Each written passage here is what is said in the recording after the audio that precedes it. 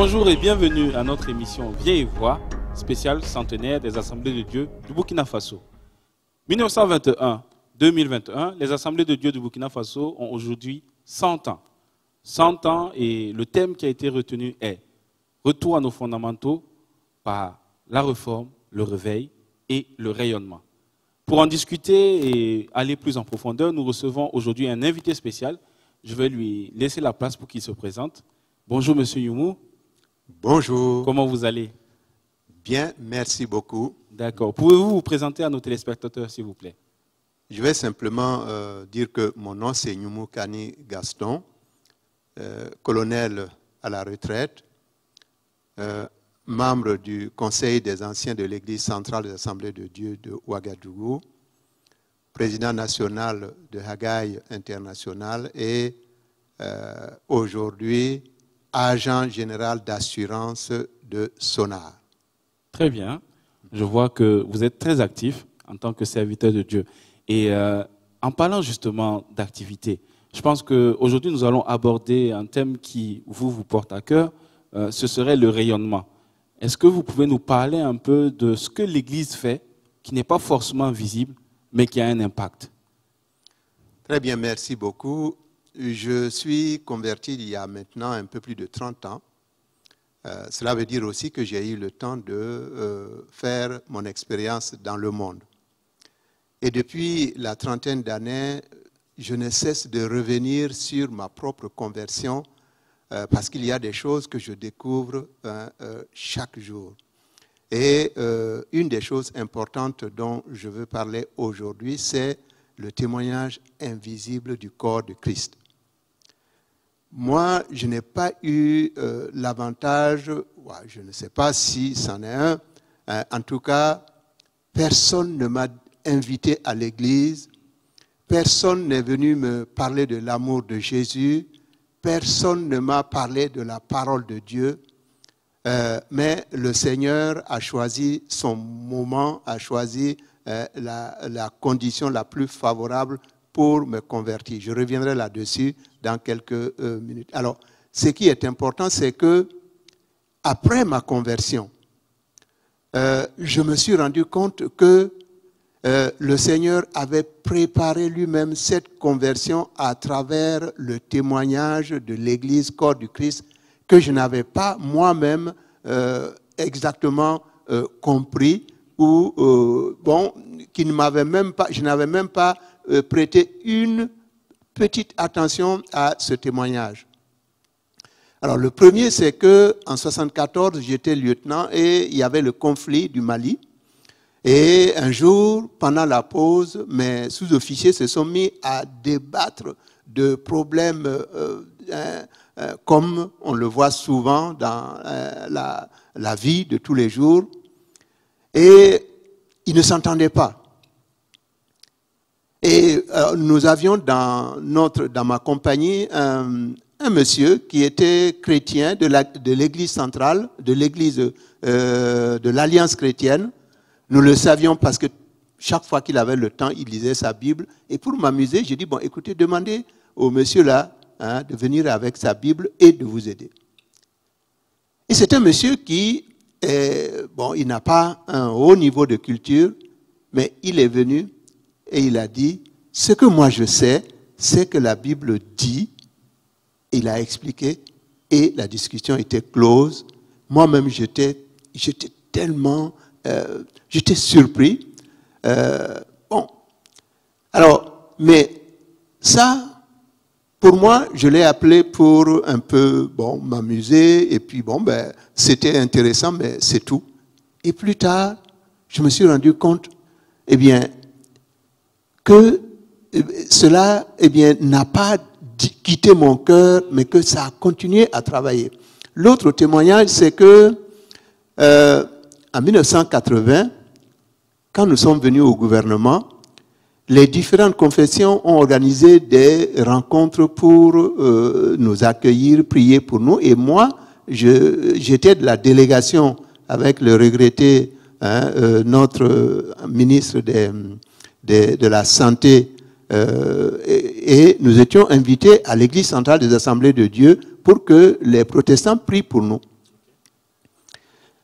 Pendant la prière, il s'est passé une chose que je ne comprends pas. Nous étions en bas, les pasteurs étaient en haut, et c'est le pasteur Samuel Yamego qui a pris la parole et le micro, et puis qui a commencé à prier. Et pendant qu'il priait, eh bien, je voulais lever la tête, mais je n'osais pas lever la tête parce que je sentais quelque chose s'appuyer sur moi. Il priait, on dirait qu'il y avait une main qui était sur moi, qui appuyait, et je tentais de lever la tête pour dire, mais pourquoi vous... Et je n'en avais pas cette capacité. Et puis, bon, après sa prière, les choses se sont passées normalement et nous sommes rentrés. Quand je me suis converti, eh bien, je me suis rendu compte clairement que le témoignage du soldat Konaté, c'était à Tansila, et la prière du pasteur Yameogo pour le gouvernement, eh bien, c'est pendant entre autres, pendant ces deux événements, Dieu m'a vraiment saisi. Donc, la prière des chrétiens, elle est puissante. Nous devons y croire. La parole de Dieu est puissante et nous devons y croire. Aujourd'hui, quand j'entends que dans le cadre du centenaire, il y a les missions qui se font que l'on appelle la route des missions, eh bien, je me réjouis parce que la présence du chrétien, la présence de l'Église a son effet, même si on ne se rend pas compte tout de suite. Ceci dit, j'ai tout à l'heure dit que pour ma conversion, eh bien, personne n'a été directement utilisé par Dieu. D'accord, personne n'a été utilisé. Vous aviez été déjà auparavant en contact avec des personnes qui ont partagé leur foi et cela vous a impacté. Mais comment concrètement vous êtes venu à Christ? Alors, je venais de quitter le gouvernement dans des situations très difficiles puisque c'est la révolution qui est venue. Et pour ce qui me concerne, il y avait eu vraiment des montages incroyables. Et j'ai été dégagé de la fonction publique, dans des conditions que beaucoup de gens... alors, jusqu'à présent, de temps en temps, il y a des films qui passent sur cette situation. Les gens ont compris que vraiment, c'était des montages. Et dans cette situation, j'ai eu la chance d'être sélectionné par l'ambassade des États-Unis pour aller aux États-Unis et prendre contact avec des entreprises pour voir si je pourrais avoir une opportunité de partenariat avec des entreprises américaines. Et pendant que j'y étais, j'ai quitté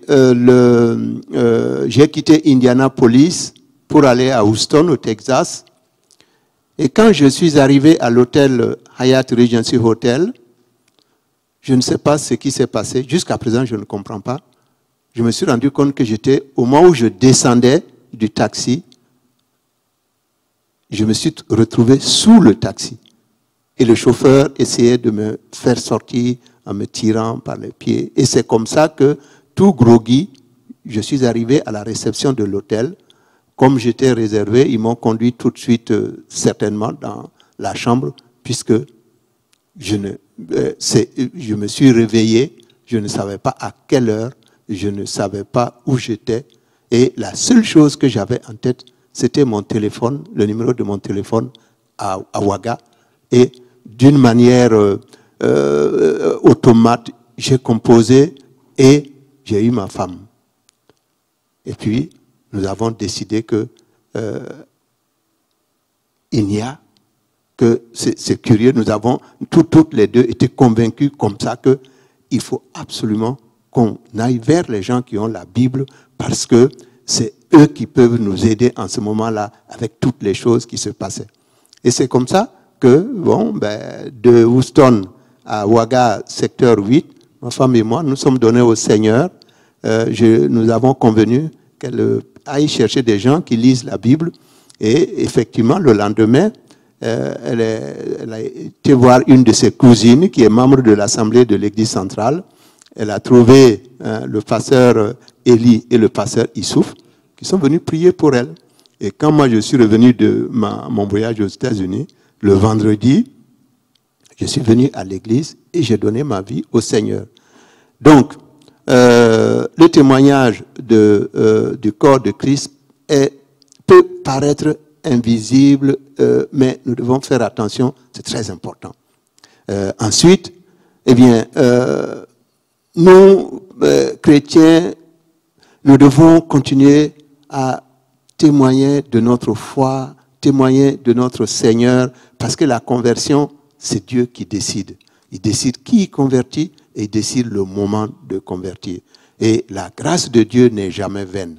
Donc, voilà ce que je peux dire rapidement de ma conversion.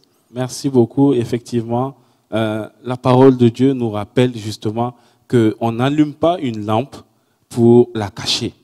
Et quand on est touché par la grâce de Dieu, quand Dieu nous a appelés afin que nous fassions partie de sa famille, nous devons aussi témoigner de cette appartenance à Dieu. Et j'aimerais justement profiter, vu que c'est déjà la fin, que vous puissiez lancer un appel justement à ceux qui nous suivent, à ceux qui nous regardent, et que vous leur dites, voilà, venez participer, venons ensemble rayonner en tant qu'enfants de Dieu, et même pour ceux qui ne connaissent pas Christ, afin que le monde puisse venir à Christ, afin que le monde soit sauvé. Donc si vous avez une invitation à faire, je vous invite à suivre avec la caméra. Voilà.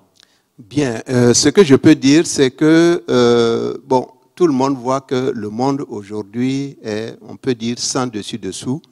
Hein, la vie est extrêmement difficile et, bon, parfois, les gens pensent que c'est être prétentieux quand quelqu'un veut parler de Dieu et montrer que Dieu lui a fait grâce, Dieu est avec lui.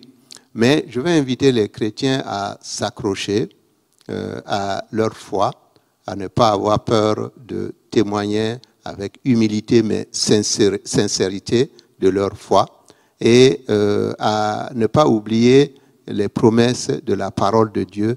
Elles sont vraies. Hein, le monde peut aller comme il veut. Notre Dieu demeure le même, tout-puissant, Dieu d'amour, Dieu fidèle. Merci. Merci beaucoup à l'ancien Yumu. Merci pour votre témoignage et merci pour cette invitation.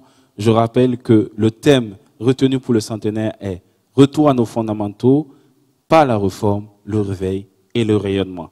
Que Dieu vous bénisse et à très bientôt pour un second épisode. Merci.